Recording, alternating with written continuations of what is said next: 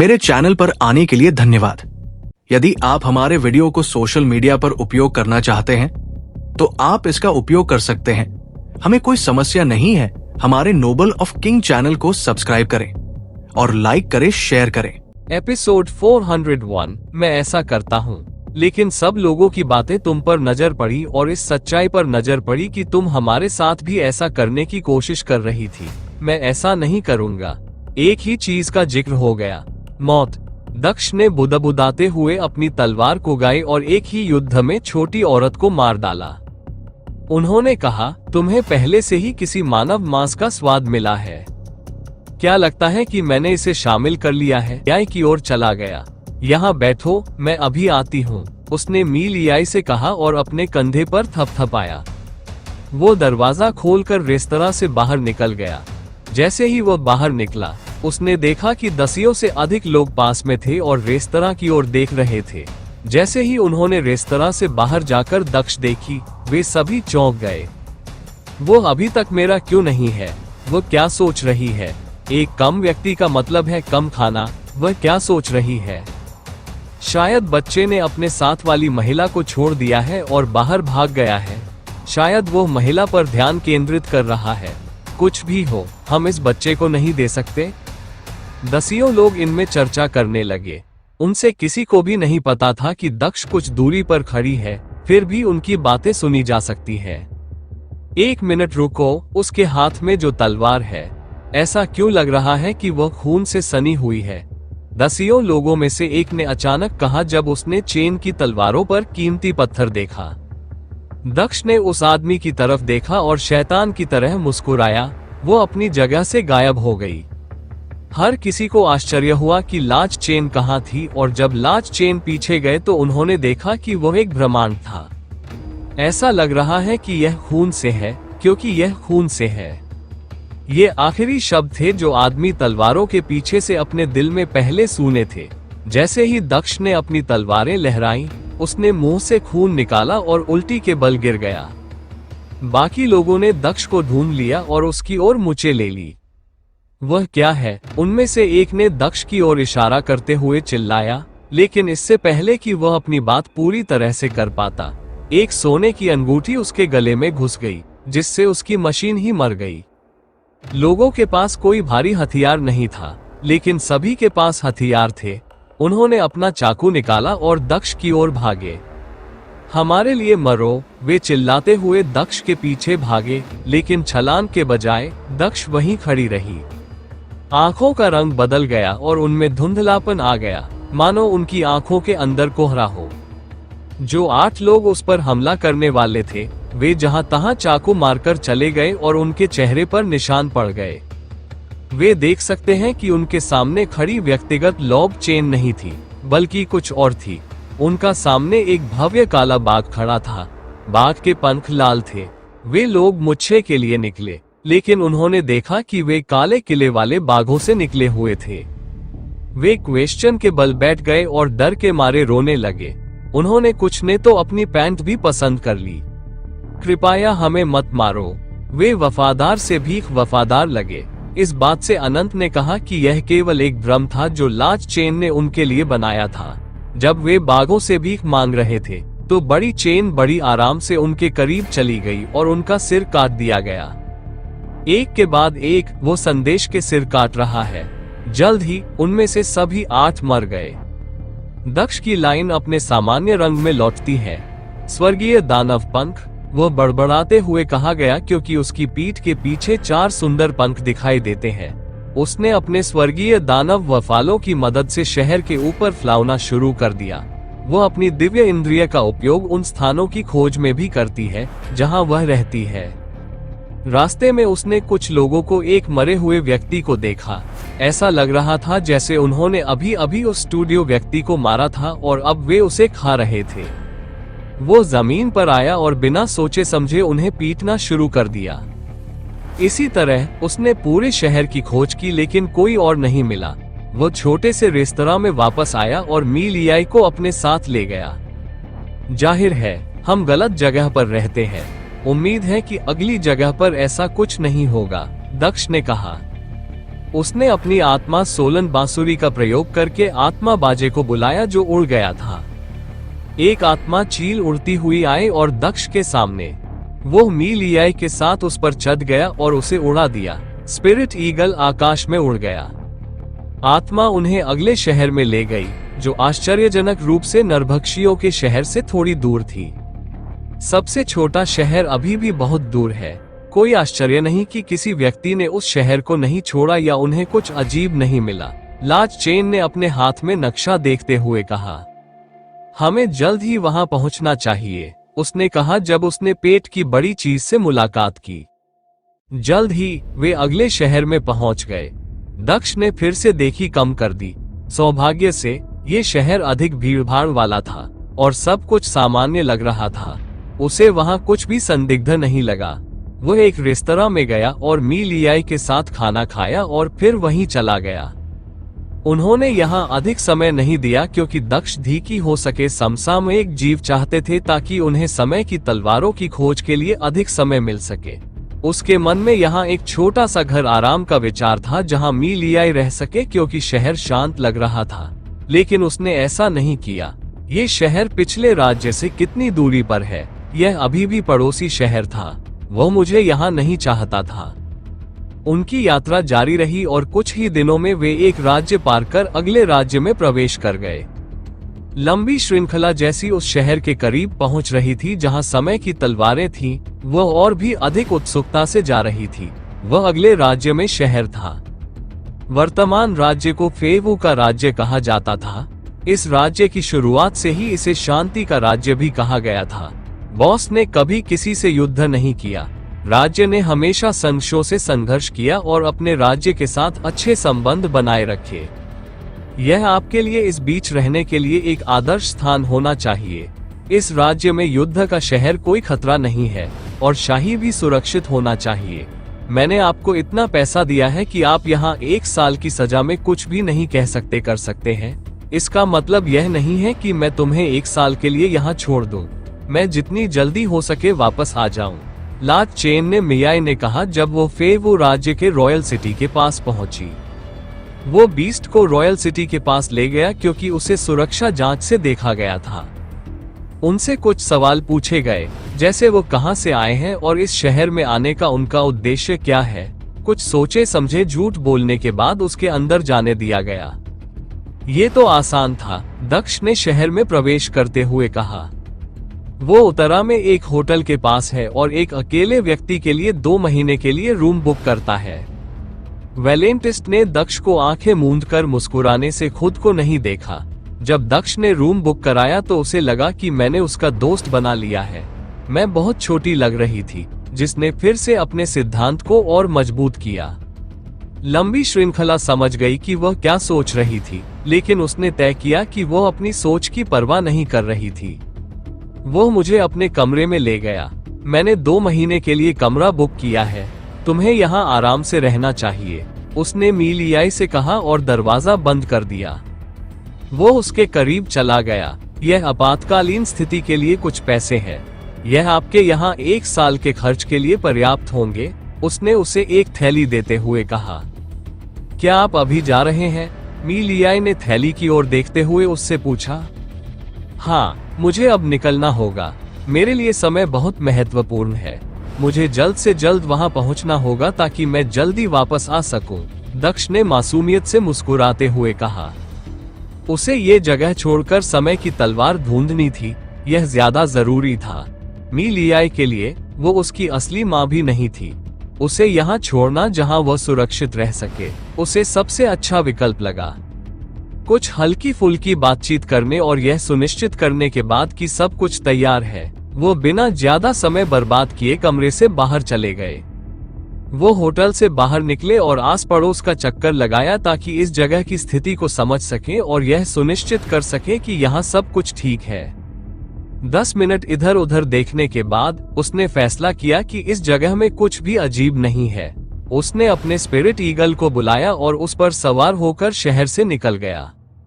तारानकन तारानकन तारानकन तारानकन, जुन, क्या तुम वहां हो? चलो, छिपना बंद करो। तुम कहाँ छिपे हो? तुम्हें कम से कम मुझे ये तो बताना चाहिए था कि तुम व्यस्त रहने वाले हो, दक्ष ने जून से पूछा, क्योंकि वह भी अपने स्पिरिट ईगल पर उड़कर राज्य से बाहर चला गया था। पूरे रास्ते वह जून से बात करने की कोशिश करता रहा, लेकिन वह न तो आए और न ही कोई जवाब दिया। वो कहाँ है? क्या उसने मुझे इस परीक्षण में अकेला छोड़ दिया है? ये छोटी लड़की कभी कभी बहुत परेशानी पैदा कर सकती है, लेकिन अन्य समय में वह बहुत मददगार होती है, उसने आह भरते हुए कहा। वो बैठ गया और साधना करने लगा, जबकि आत्मा चील उड़ती रही। अब जब उसके साथ मीलियाई नहीं थी, तो उसे नियमित अंतराल पर रुकने की चिंता करने की जरूरत नहीं थी ताकि वह खा सके। जहां तक उसका सवाल है, वह आसानी से कई दिन बिना खाए रह सकता था, जिससे उसकी जान बच गई। जबकि दक्ष ने जून के बारे में सोचना बंद कर दिया था। जून अभी भी ब्लडलाइन मंदिर के अंदर थी। वो उस कमरे से बाहर निकल चुकी थी, जिसके अंदर रहस्यमयी दर्पण लगा हुआ था। वह अब ब्लडलाइन मंदिर के मुख्य हॉल में खड़ी थी। उसने उन 5 दरवाजों को देखा जिन्हें दक्ष को तीसरे परीक्षण के लिए एक दरवाजा चुनते समय चुनना था। उसने वो दरवाजा खोला जिसे दक्ष ने चुना था और अंदर प्रवेश किया। तारानकन तारानकन तारानकन तारानकन, हम कहाँ हैं? दक्ष अभी साधना शुरू करने ही वाला था कि उसने जून की आवाज सुनी। उसने धीरे से अपनी आंखें खोली। तो तुमने आखिरकार आने का फैसला कर ही लिया। तुम इतने समय तक कहाँ थे? दक्ष ने मुस्कुराते हुए पूछा। जून उसके सामने प्रकट हुआ। मैं ब्लडलाइन मंदिर में कुछ काम निपटा रहा था, जून ने सहजता से उत्तर दिया। दक्ष ने जून के चेहरे को देखा और उसका मन जून की आंखों की ओर आकर्षित हो गया। उसके चेहरे पर चिंता के भाव थे। जून, क्या तुम किसी कारण से रो रही थी? उसने जून से कोमल स्वर में पूछा। क्या कुछ हुआ था? कुछ नहीं। मैं क्यों रो रही हूँ? बेवकूफ, मैं बिल्कुल ठीक हूँ। यदि आप हमारे वीडियो को सोशल मीडिया पर उपयोग करना चाहते हैं, तो आप इसका उपयोग कर सकते हैं। हमें कोई समस्या नहीं है। हमारे नोबल ऑफ किंग चैनल को सब्सक्राइब करें और लाइक करें, शेयर करें। ये सिर्फ तुम्हारा भ्रम है, जून ने सिर हिलाते हुए जवाब दिया। वो पीछे मुड़ी ताकि दक्ष उसका चेहरा न देख सके। फिर तुम्हारी आंखें इतनी लाल क्यों थी? ऐसा क्यों लग रहा है कि तुम रो रहे थे? दक्ष ने खड़े होते हुए फिर पूछा। वो कसुन के करीब गया और अपना सिर उसके माथे पर रख दिया। आप जानते हैं, अगर आप किसी भी समस्या का सामना कर रहे हैं, तो आप मुझे बता सकते हैं। मुझे नहीं पता कि मैं आपकी मदद कर पाऊंगा या नहीं, लेकिन साझा करना निश्चित रूप से मददगार होगा। आपने मुझे अपनी चिंताओं के बारे में बात करते हुए देखा है ना? इससे मदद मिलती है और मुझे बेहतर महसूस होता है। इसे आजमाएं। मैं यहाँ सुनने के लिए हूँ, उन्होंने जून से स्नेह भरे लहजे में कहा और आह भरी। जून को नहीं पता था कि ऐसा क्यों हुआ, लेकिन जब उसने उसके शब्द सुने तो उसे बुरा लगा। उसे चिढ़ महसूस हुई, लेकिन उसने कुछ भी व्यक्त नहीं किया। उसके चेहरे पर कुछ देर के लिए गुस्सा दिखाई दिया, जो तुरंत गायब हो गया। दक्ष ने कुछ भी नहीं देखा क्योंकि उसकी पीठ उसकी ओर थी। मुझे नहीं पता, ये कुछ भी नहीं है। मैं रिंग की आत्मा हूँ। क्या आत्माएं रो भी सकती हैं? हम नहीं रो सकते, बेवकूफ, जून ने व्यंग्यात्मक ढंग से उत्तर दिया। कौन कहता है कि तुम रो नहीं सकते? तुम मुस्कुरा सकते हो, तुम हंस सकते हो और तुम गुस्सा भी कर सकते हो। तो फिर कौन कहता है कि तुम रो नहीं सकते? दक्ष ने शांत स्वर में उत्तर दिया। वह नाराज नहीं हुआ, लेकिन वह ज्यादा चिंतित था। जून ने पीछे मुड़कर मासूमियत से मुस्कुराया। कुछ नहीं, जैसा कि मैंने कहा, मैं रो नहीं रही थी। शायद ऐसा लगता है। वैसे हम कहाँ हैं? उसने कहा और वह इतना पीछे हटी कि दक्ष के हाथ उसके सिर से हट गए। दक्ष ने उसकी ओर देखा और सिर हिलाया। अगर तुम ऐसा कहती हो। हम अपने गंतव्य के करीब पहुंच रहे हैं। यदि समय की तलवार वही है जहां मैं मानता हूं, तो हमारे वहां पहुंचने में केवल 2 दिन बचे हैं, उसने जून को बताया। ओह, यह अच्छी बात है, जून ने अपना सिर हिलाते हुए कहा। अगर तुम समय की तलवार पाने में कामयाब हो जाओ, तो यह वाकई बहुत अच्छा होगा, उसने मुस्कुराते हुए कहा। उसके चेहरे पर एक अजीब सी मुस्कान थी जिससे वह समय की तलवार पाने के लिए और भी ज्यादा उत्साहित लग रही थी। हाँ, यह आखिरकार एक भगवान स्तर का हथियार है। भले ही मैं समय में वापस जाने के लिए इसकी शक्ति का उपयोग कभी नहीं करूंगा क्योंकि मैं अस्तित्व से मिटना नहीं चाहता, फिर भी मैं इसका उपयोग कर सकता हूँ। एक भगवान स्तर का हथियार केवल अपनी क्षमताओं के लिए भगवान स्तर का हथियार नहीं है, दक्ष ने मुस्कुराते हुए कहा। वो वापस चला आया और बैठ गया। चूंकि तुम वापस आ गए हो, इसलिए तुम रास्ते पर नजर रख सकते हो। साधना करते समय मुझे अपने आसपास देखने में अपना ध्यान नहीं भटकाना पड़ेगा, दक्ष ने अपना सिर हिलाते हुए कहा। उसने उसकी प्रतिक्रिया की प्रतीक्षा किए बिना अपनी आंखें बंद कर ली और साधना शुरू कर दी। समय की तलवार की शक्ति, यह उसके लिए एक अच्छा स्वागत उपहार हो सकता है, उसने अस्पष्ट स्वर में कहा और आकाश की ओर देखा। मैंने इतने लंबे समय तक इंतजार किया है, जल्द ही वो समय आएगा जब तुम मेरे पास लौटोगे, उसने आह भरते हुए कहा। दुनिया अंततः तुम्हें फिर से याद करेगी, दुनिया अंततः फिर से कांपेगी, दुनिया अंततः फिर से झुकेगी, उसने सोचा जब वो स्पिरिट ईगल पर बैठी। उसने पीछे मुड़कर देखा और कुछ क्षण के लिए दक्ष के चेहरे को देखा, फिर रुक गई। मुझे खेद है, ऐसा ही होना चाहिए, उसने बुदबुदाया। जब वो स्पिरिट ईगल की पीठ पर लेट गई और उसने अपने हाथों से अपनी आंखें ढक ली तो उसने आह भरी। दक्ष ने साधना जारी रखी और आत्मा चील उड़ती रही। रास्ते में उसे किसी भी कारण से अपनी साधना रोकनी नहीं पड़ी। रास्ते में कोई बाधा नहीं थी और जिस मार्ग पर वह चल रहा था उसे किसी शहर से होकर जाने की जरूरत नहीं थी, इसलिए वह स्वतंत्र था और उसे शहर के रक्षक से बातचीत करने की जरूरत नहीं थी। बिना किसी रुकावट के वह अपने रास्ते पर आगे बढ़ता रहा जब अचानक उसे जून ने जगाया। उठो, हम शहर के पास हैं, कसुन ने दक्ष से कहा और उसके कंधे हिलाए। हम हैं? दक्ष ने धीरे से अपनी आंखें खोलते हुए पूछा।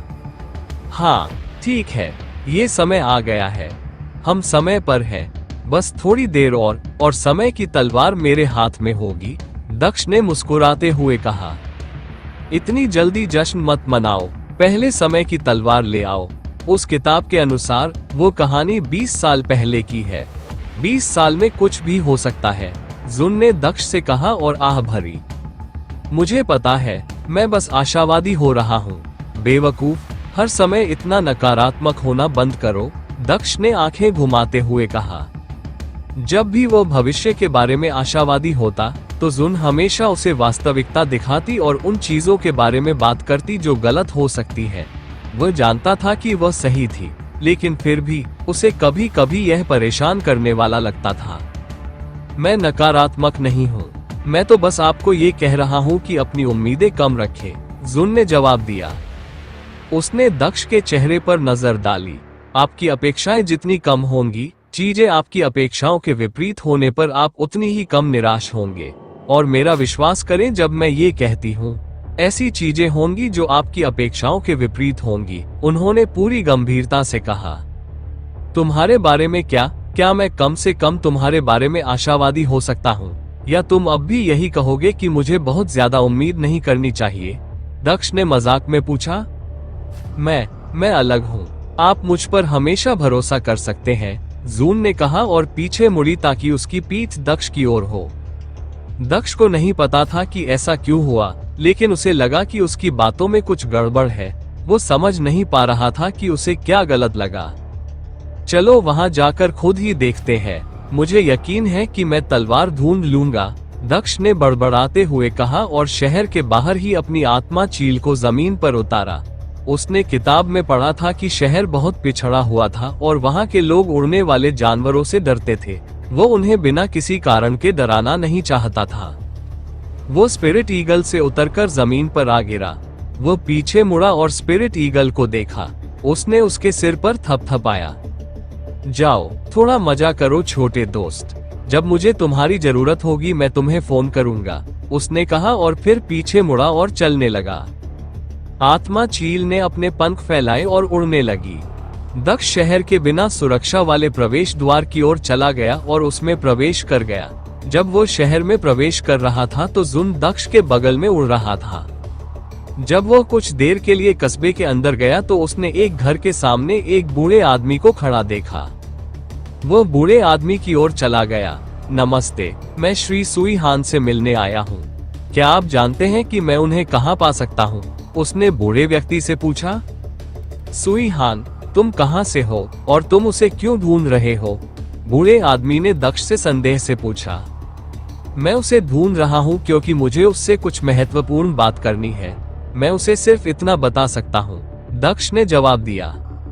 हम सीधे जाओ और बाएं मुड़ो, तुम्हारे बाएं तरफ तीसरा घर उसका होगा, बूढ़े आदमी ने आंखें घुमाते हुए कहा।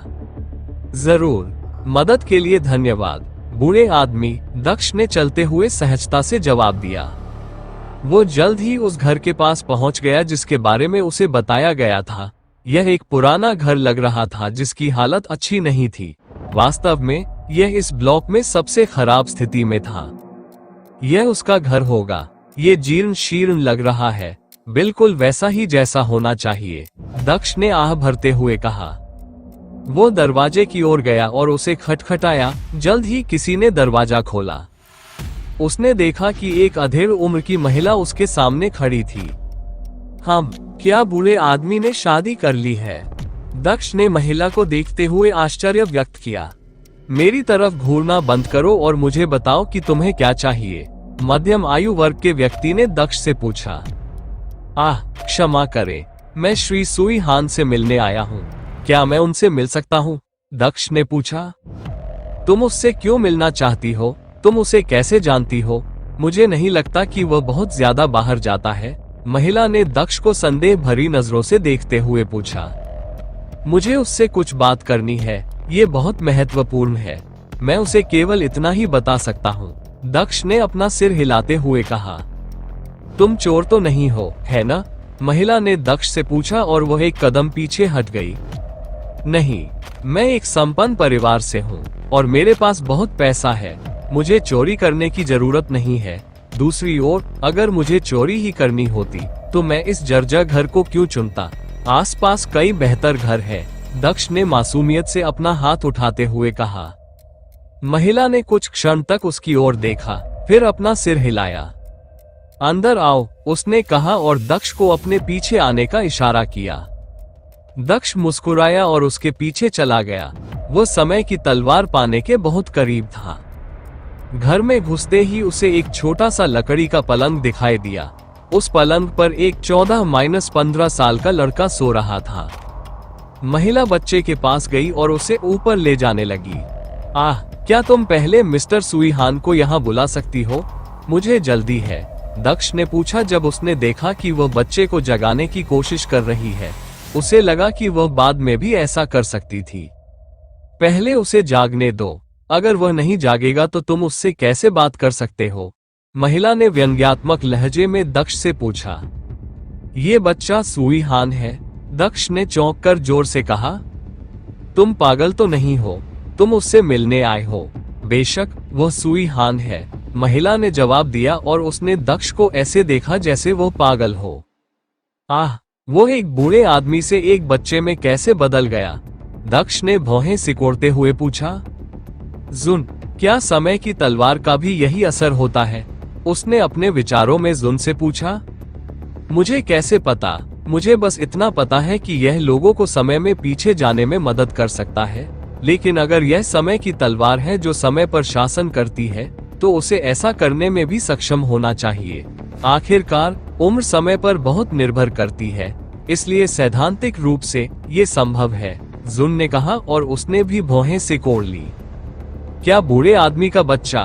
क्या तुम मेरे बेटे को बूढ़ा कह रहे हो? तुम यहाँ उसका मजाक उड़ाने आए हो क्योंकि वह 12 साल का होने के बावजूद भी बड़ा दिखता है ना? तुम लोगों के पास मेरे बेटे का मजाक उड़ाने के अलावा और कोई काम नहीं है। जब से मैंने उसे बाहर भेजना बंद किया है, तुम लोग उसका मजाक उड़ाने यहाँ आने लगे हो। अभी यहाँ से चले जाओ, अधेड़ उम्र की महिला ने दक्ष की ओर उंगली उठाते हुए कहा। दक्ष ने महिला को खाली निगाहों से देखा, फिर उसका सिर धड़ से अलग हो गया। उसे एहसास हुआ कि अब क्या हो रहा है। तुम मुझे गलत समझ रहे हो। मैं इस शहर में सुई हान की तलाश में आया था, जो अब 80 से अधिक उम्र का होगा। मैंने किसी से पता पूछा और उसने मुझे इस घर के बारे में बताया। यह एक गड़बड़ है। इस शहर में 2 सुई हान होने चाहिए, उसने मुस्कुराते हुए समझाया। महिला ने उसका स्पष्टीकरण सुना और शांत हो गई। ओह, तुम बूढ़े आदमी सुई को खोज रही हो। शहर में प्रवेश करते ही दाईं ओर पहला घर उसका है, महिला ने दक्ष को उत्तर दिया। बाईं ओर वाला पहला घर है न? दक्ष ने बुदबुदाया, क्योंकि उसे दाईं ओर वाले घर के सामने खड़े बूढ़े आदमी की याद आ गई। क्या वह सुई हान था? उस आदमी ने मुझे बेवकूफ बनाया, उसने मुस्कुराते हुए कहा। सिर्फ ये सुनिश्चित करने के लिए कि सुई हान के बाल लंबे सफेद हैं और दाढ़ी नहीं है, उसने मध्यम आयु वर्ग की महिला से पूछा, ताकि यह सुनिश्चित किया जा सके कि वह आदमी वास्तव में सुई हान था। हाँ, यह सही है, बूढ़ी महिला ने सिर हिलाते हुए कहा। मदद के लिए धन्यवाद, दक्ष ने कहा और घर से बाहर निकल गया। वो अपनी अंगुलियों को चटकाते हुए शहर के प्रवेश द्वार की ओर वापस चला गया। उस बूढ़े आदमी ने मुझे बेवकूफ बनाया, जबकि मैंने उससे कहा था कि मैं उसे ढूंढ रहा हूँ, उसने हताशा में कहा। ठीक है, तुमने उसे यह नहीं बताया कि तुम उसे ढूंढ रही थी। तुमने कहा था कि तुम सुई हान को ढूंढ रही थी और उसने तुम्हें सुई हान के पास भेज दिया, जुन ने हंसते हुए कहा। दक्ष रुक गया और वापस जुन की तरफ मुड़कर चलने लगा। उसने अपने दोनों हाथ बढ़ाकर उसके मुलायम गालों को पकड़ लिया। तुम छोटी लड़की, क्या तुम कभी मेरा साथ नहीं दे सकती? उसके गाल खींचते हुए उसने कहा। ओम, मैं उस आदमी के लिए ऐसा क्यों करूं जो मुझे परेशान कर रहा है? लड़की ने खुद को छुड़ाने की कोशिश करते हुए कहा। ऐसा क्यों है कि मैं इसके बजाय परेशान महसूस करता हूँ? दक्ष ने मुस्कुराते हुए कहा। उसने उसके गालों को हल्के से थपथपाया और फिर वापस मुड़ा और शहर के प्रवेश द्वार की ओर चलना जारी रखा। वो एक बार फिर घर पहुंचा, लेकिन बूढ़ा आदमी वहां नहीं खड़ा था। वो ये सोचकर घर के दरवाजे की ओर चला गया कि शायद बूढ़ा आदमी अंदर होगा। दरवाजा खटखटाने के बाद वो बूढ़े आदमी के बाहर आने का इंतजार करने लगा। जल्दी ही दरवाजा खुला। यह वही बूढ़ा आदमी था जो घर के सामने खड़ा था और जिसने उसे बच्चे के घर का रास्ता बताया था। ये फिर से तुम हो, अब तुम्हें क्या चाहिए? आदमी ने अधीरता से दक्ष को घूरते हुए पूछा। बेशक, यह मैं ही होऊंगा। मैं यहाँ आपसे मिलने आया हूँ। अगर मैं नहीं होता तो कौन होता? मैंने आपको बताया भी था कि मैं आपसे मिलने आया हूँ, फिर भी आपने मुझे उसी नाम के एक बच्चे के पास भेज दिया, दक्ष ने मुस्कुराते हुए कहा। तुमने कभी नहीं कहा कि तुम मुझसे मिलने आए हो, और अगर तुम आए भी होते तो मैं तुम पर अपना समय क्यों बर्बाद करता? ऐसा नहीं है कि तुम मेरी मदद करने आए हो। तुम शायद उन बहुत से लोगों में से एक हो जो उस बेवकूफ आदमी की रहस्यों की घटिया किताब पढ़ने के बाद यहाँ आए हैं, आदमी ने बड़बड़ाते हुए कहा। तुम्हें कैसे पता? दक्ष ने पूछा। मुझे क्यों नहीं पता? वह आदमी यहाँ आया और मेरे बारे में एक किताब लिखी। मुझे लगा कि वह मुझ पर विश्वास करेगा और मेरी मदद करेगा। इसके बजाय उसने मेरे बारे में एक किताब लिखी, बिना ये सोचे कि इसका मुझ पर क्या प्रभाव पड़ेगा। अब पूरी दुनिया मुझे पागल समझती है। किताब पढ़ने के बाद दूर दूर से लोग इस पागल बूढ़े आदमी को देखने आते हैं। तुम उनमें से एक हो। वापस जाओ बच्चे, मेरे पास एक और से निपटने का धैर्य नहीं है, आदमी ने अपना सिर हिलाते हुए कहा। वो कमजोरी से पीछे हटा और दरवाजा बंद करने लगा। रुको, मुझे नहीं लगता कि तुम पागल हो। मैं यहाँ तुम्हारी मदद करने आया हूँ। तुम पागल नहीं हो। तुम्हारा एक पोता था और मुझे पता है कि उसके साथ क्या हुआ। मैं तुम्हारी मदद कर सकता हूँ, दक्ष ने चिल्लाते हुए दरवाजा बंद होने से रोका। बूढ़े आदमी ने दक्ष की बातें सुनी और उसके होश उड़ गए। उसने उसकी तरफ देखा और उसके हाथ कांपने लगे। जो तुमने अभी कहा उसे दोहराओ, उसने पीछे हटते हुए कहा। तुम पागल नहीं हो, तुम्हारा पोता भी था और मुझे पता है कि उसके साथ क्या हुआ था। मैं तुम्हें बता भी सकता हूँ, दक्ष ने अपने शब्द दोहराए। आओ आओ, कृपया अंदर आओ। मैं असभ्य होने के लिए क्षमा चाहता हूँ। आखिरकार कोई तो है जो जानता है कि मेरा पोता अस्तित्व में था। यह मेरी कल्पना नहीं थी। मुझे नहीं पता कि वे सब उसके बारे में क्यों भूल गए। मुझे नहीं पता कि वे मुझ पर भरोसा क्यों नहीं करते। ये बहुत अजीब है। अंदर आओ और मुझे बताओ कि तुम क्या जानते हो, आदमी ने कहा और पीछे हट गया और दक्ष को अंदर आने दिया। दक्ष कमरे में दाखिल हुआ। उस आदमी ने दक्ष को बिस्तर पर बैठाया और पानी परोसा, जबकि वो मना कर रहा था। मुझे बताओ कि मेरे पोते को क्या हुआ, वो कहाँ है, कोई उसे याद क्यों नहीं करता? उस आदमी ने दक्ष से एक के बाद एक सवाल पूछना शुरू कर दिया। पहले मुझे एक बात बताओ, मैं तुम्हें तुम्हारे सारे जवाब दे दूंगा। क्या तुम्हारे पोते के पास गायब होने से एक दिन पहले तलवार थी? दक्ष ने पूछा। वो तलवार? हाँ, ठीक है, उसके पास एक तलवार थी जिसके बारे में उसने कहा था कि वह उसे भविष्य से वापस लाया है। मुझे लगा कि वह मेरे साथ मजाक कर रहा है और वह मुझे कहीं से मिल गई। चूंकि वह बहुत छोटा था, इसलिए मैंने उससे वह तलवार ले ली और अपने पास रख ली, उस आदमी ने दक्ष को जवाब दिया। एक मिनट रुको, क्या तुम्हारा मतलब है कि तलवार इसके लिए जिम्मेदार है? वो तलवार मेरे पोते के लापता होने से संबंधित है? उसने भौहें सिकोड़ते हुए पूछा। हाँ, उस तलवार ने उसके गायब होने में उससे कहीं ज्यादा महत्वपूर्ण भूमिका निभाई, जितना तुम जानते हो। जब उसने कहा कि वह तलवार भविष्य से लाया है, तो वह झूठ नहीं बोल रहा था, वो सच कह रहा था। वो तलवार भविष्य से आई थी। उस तलवार में एक अजीब जादू था, जो किसी व्यक्ति को अपनी चेतना को समय में वापस अपने युवा रूप में भेजने की शक्ति देता था। आपके पोते ने यही किया। इसके अलावा वो तलवार उसके पीछे चली गई, दक्ष ने आह भरते हुए कहा। उन्होंने आगे कहा, यही कारण है कि वह लड़का भविष्य में होने वाली घटनाओं के बारे में जानता था, इसीलिए वह जानता था कि उसके माता पिता मर सकते हैं। वास्तव में वह यहाँ विशेष रूप से उन्हें बचाने के लिए आया था। वो जितना अधिक बोलता गया, उतना ही अधिक वो उस व्यक्ति को चौंकाता गया। उस लड़के ने तुम्हें यह नहीं बताया कि तलवार भी शापित थी। इसने तुम्हारे पोते को शापित किया था और यही कारण है कि यह सब हुआ। अब मैं तुम्हारी मदद कर सकता हूँ अगर तुम वह तलवार मेरे पास ले आओ। अभी भी समय है, हम समस्याएं बदतर होने से पहले ही हल कर सकते हैं, उसने बूढ़े आदमी से कहा। क्या वो तलवार मेरे पोते को बचा सकती है? बूढ़े आदमी ने दक्ष से पूछा।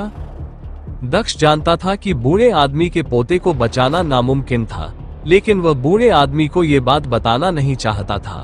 अगर वह ऐसा कहता तो बूढ़ा आदमी शायद जवाब नहीं देता, लेकिन उसने उसे झूठी उम्मीद देने के बारे में भी नहीं सोचा।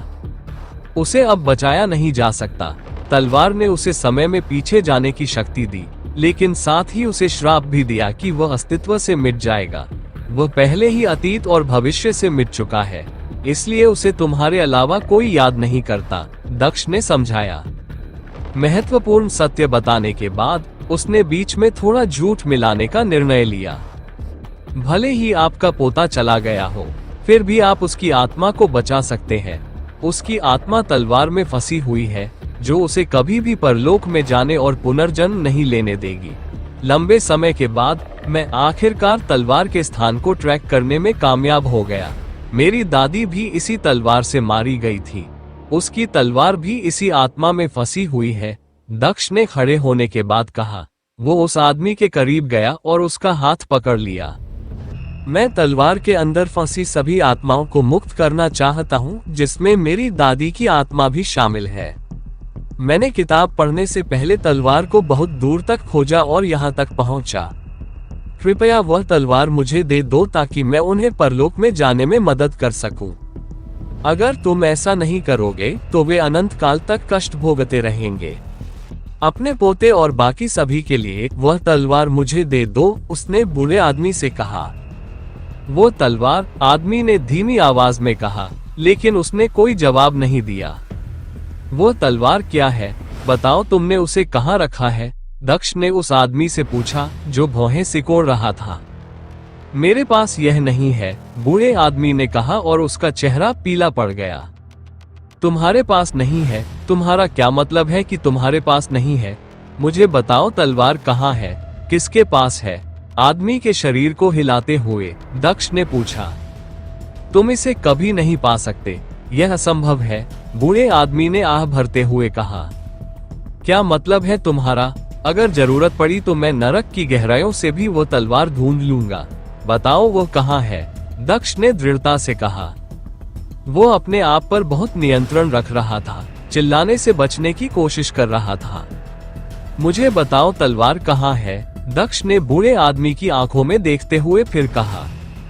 उसने ले लिया। एक गहरी सांस के साथ आदमी ने जवाब दिया। उसकी बुरी आंखों में उदासी दिख रही थी। दक्ष खुद को रोक नहीं सका और अपने चेहरे पर हाथ मारा। ऐसा लग रहा था मानो जुन ने वाकई खुद को बदकिस्मत बना लिया था और उसने जो कहा वो काम कर गया। इसे कौन ले गया? तलवार किसके पास है?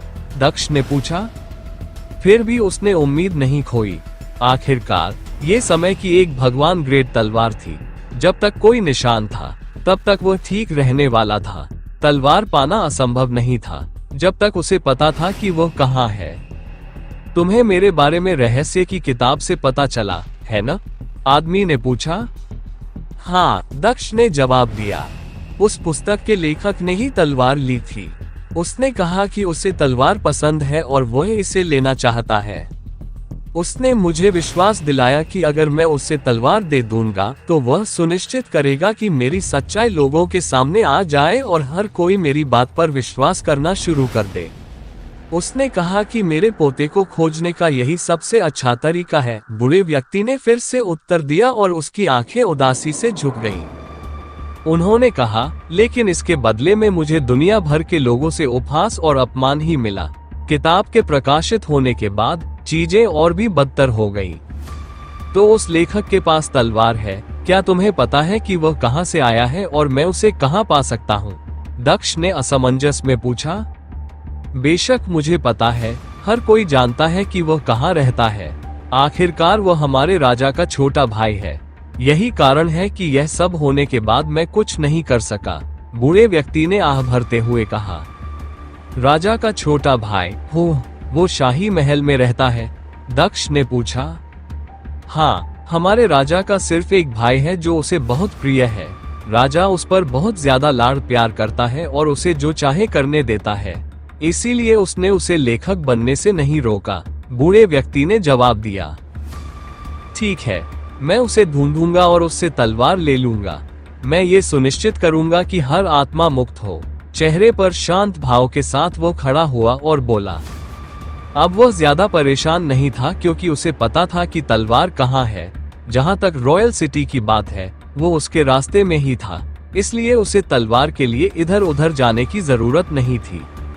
एक आखिरी बात, उस आदमी का नाम क्या है? दक्ष ने पूछा। उसका नाम ली यी जुई है। बूढ़े आदमी ने दक्ष को। यदि आप हमारे वीडियो को सोशल मीडिया पर उपयोग करना चाहते हैं तो आप इसका उपयोग कर सकते हैं। हमें कोई समस्या नहीं है। हमारे नोबल ऑफ किंग चैनल को सब्सक्राइब करें और लाइक करें, शेयर करें। को देखते हुए उत्तर दिया। मुझे बस इतना ही चाहिए।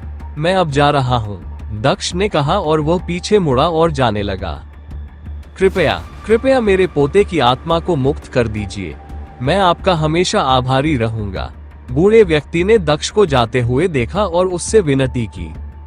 चिंता मत करो, मैं जो चाहता हूँ वो पा लूंगा। दक्ष ने छोटे से घर से निकलने से पहले स्पष्टता से उत्तर दिया।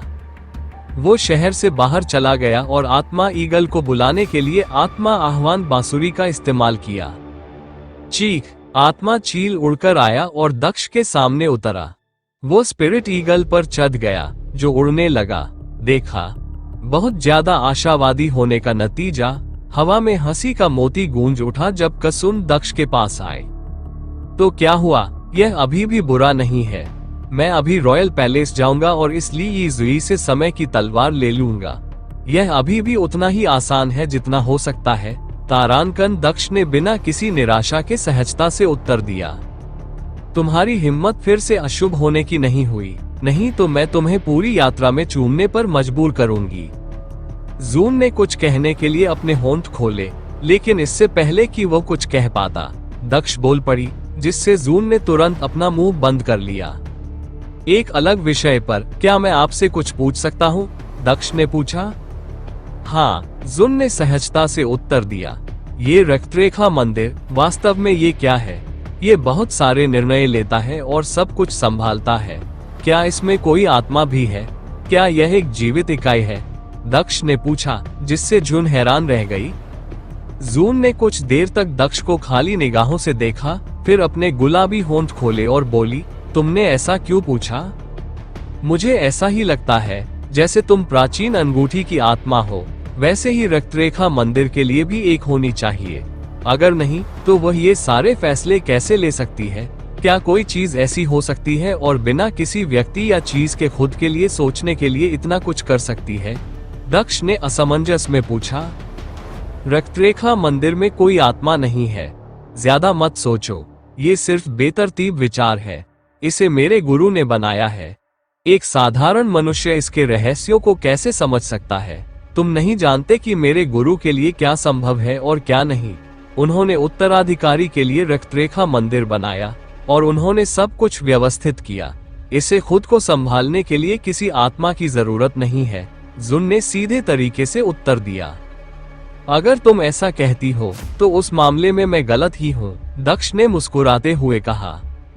उसने एक बार फिर रॉयल सिटी की दिशा जानने के लिए नक्शा खोला और यह जानने की कोशिश की कि वहां पहुंचने में उसे कितना समय लगेगा। जैसा कि मैंने अनुमान लगाया था, हमें वहां पहुंचने में सिर्फ 1 घंटा लगेगा। इस बार समय बर्बाद नहीं करना है। मेरे पास धैर्य नहीं है। इस बार हमें सीधे महल जाना है। वैसे भी यह आसपास का सबसे कमजोर राज्य है। यहाँ तक कि उनका सबसे शक्तिशाली योद्धा भी शाही शिक्षक से कमजोर है। मुझे कोई परेशानी नहीं होगी, दक्ष ने ऐसे कहा जैसे वो खुद से बात कर रहा हो।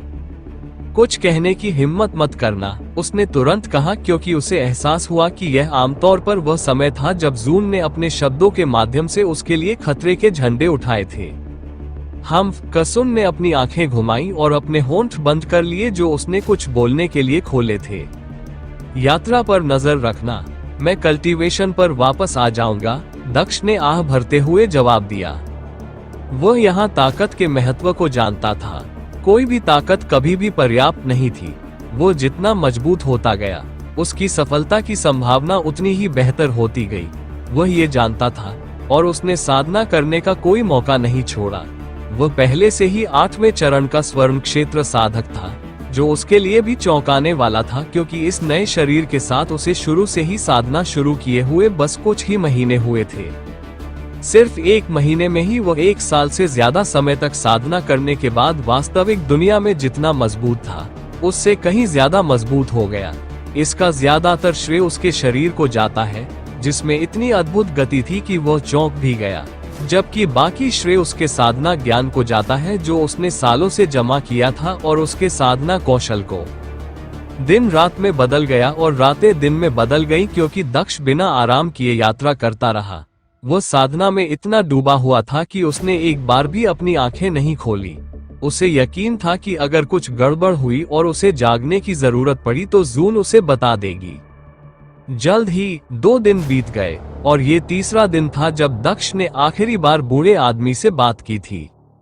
वो वही है, जुन ने बड़बड़ाते हुए कहा, क्योंकि उसे सीधे आगे एक शहर दिखाई दे रहा था। उसने अपना हाथ दक्ष के कंधे पर रखा और उसे ऊपर ले जाने लगी। उठो, हम यहाँ हैं, उसने कहा और दक्ष के शरीर को झटके देना जारी रखा। दक्ष ने धीरे से अपनी आंखें खोली और सामने देखा। ओह, हम पहले ही वहां पहुंच चुके हैं, उसने अपनी बाहें फैलाते हुए कहा। मुझे एहसास ही नहीं हुआ कि 3 दिन हो चुके हैं। खेती में समय बहुत तेजी से बीतता है।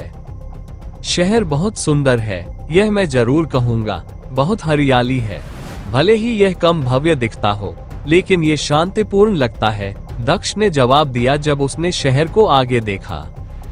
ये बीच में रॉयल पैलेस होना चाहिए। अगर अभी रात होती तो कितना अच्छा होता। छाया परिवर्तन के साथ मैं इस जगह के अंदर आसानी से पहुंच जाता। दुर्भाग्य से ये केवल रात में ही प्रभावी है, दक्ष ने रॉयल पैलेस की दिशा में देखते हुए कहा। आप रात तक इंतजार कर सकते हैं, जुन ने दक्ष से कहा। हाँ, वो आदमी रात में महल के अंदर होगा। मैं दिन के बारे में ऐसा नहीं कह सकता। जो भी हो, मैं जितना हो सके उतना तेज होने की कोशिश करूंगा। दिन में भी यह इतना मुश्किल नहीं होना चाहिए।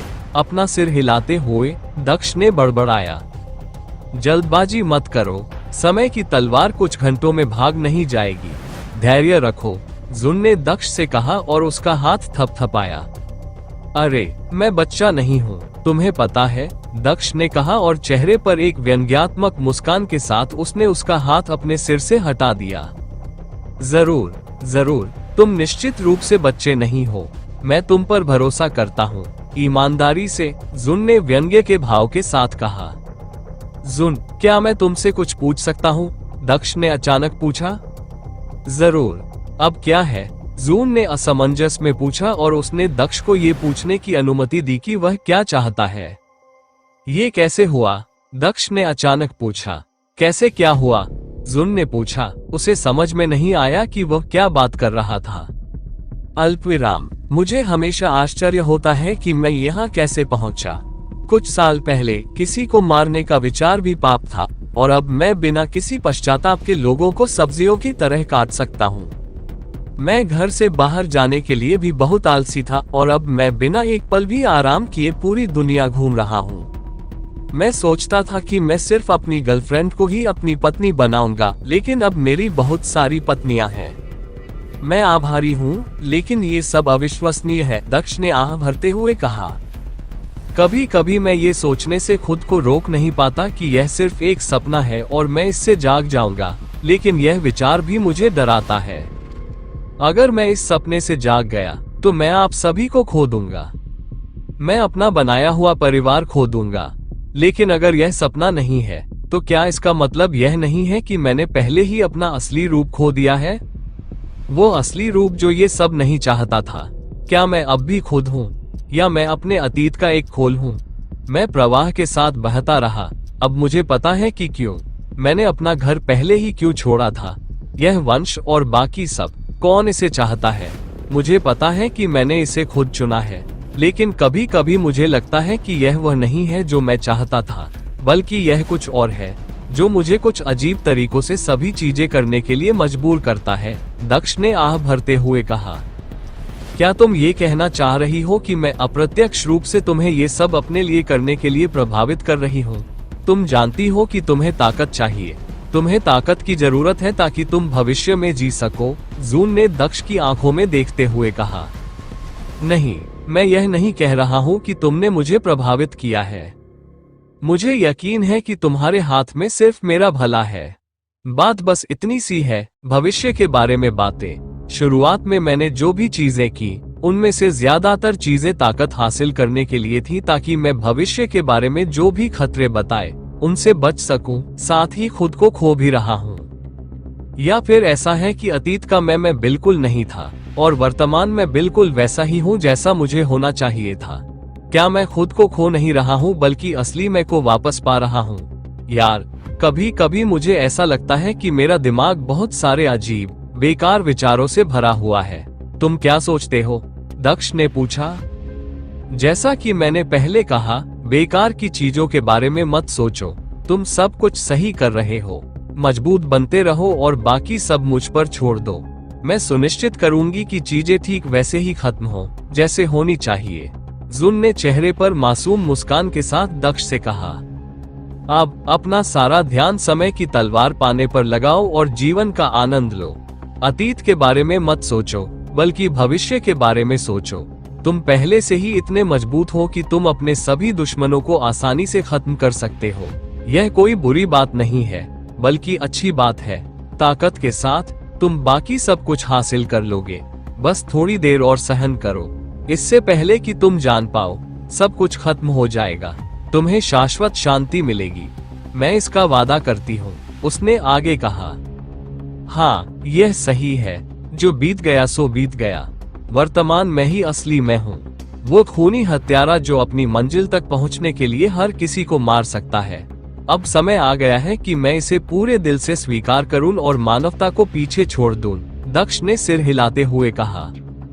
आत्मा चील उड़कर शहर के प्रवेश द्वार पर पहुंच गई, लेकिन आश्चर्य की बात यह है कि किसी ने उसे रोककर कुछ भी नहीं पूछा।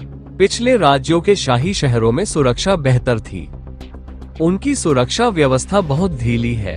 क्या इसका कारण ये है कि वे एक कमजोर राज्य है और उन्हें नहीं लगता कि कोई दुश्मन उनकी परवाह भी करेगा? लॉन्ग चेम ने भौहें सिकोड़ते हुए कहा।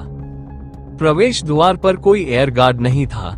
प्रवेश द्वार के पास जमीन पर केवल 2 मेहमान थे जो दक्ष को हवा के जरिए शहर में प्रवेश करते देख खड़े भी नहीं हुए। दक्ष ने स्पिरिट ईगल को शहर की खाली सड़क पर उतारा और पिछली बार की तरह उसे जाने को कहा। उसे विश्वास था कि वह कम से कम एक दिन यहाँ रहने वाला है। वो पैदल ही राजमहल की ओर चल पड़ा।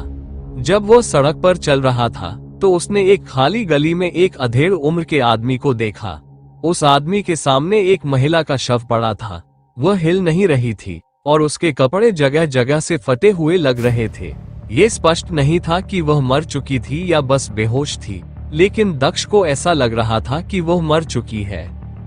मैं बस ये सोच रहा था कि मैं किस कीड़े को कुचलकर कुछ जवाब पाऊंगा।